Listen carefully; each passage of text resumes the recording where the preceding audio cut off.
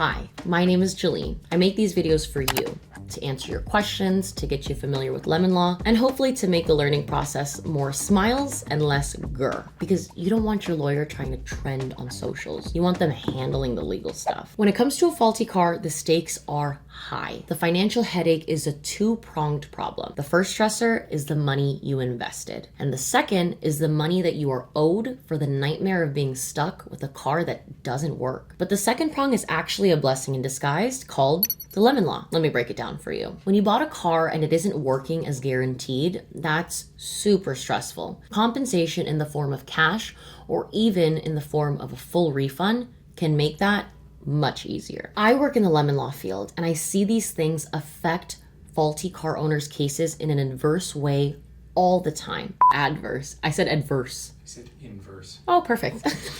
Even better. If you didn't already know, a new car not working properly is a legal issue. In California, the lemon law states if you buy or lease a car that has serious problems and the dealership can't fix these problems after a fair number of attempts, the lemon law forces the manufacturer to, 1, either buy the car back and give you your money back entirely, or 2, give you a fair cash settlement. The reason we encourage people to work with an experienced lemon law attorney is because car manufacturers aren't volunteering people extra money. If you're driving any car like a Buick, Cadillac, Chevy, Jeep, Mazda, Ford, or GMC, and you think it might be a lemon, you need to be taking the car in for repairs anytime it gives you problems. When you're focused on big problems, it's easy to forget the small things because any small problems builds your case. Vehicles like Chevy Silverados and Chryslers have a high rate of lemon car production.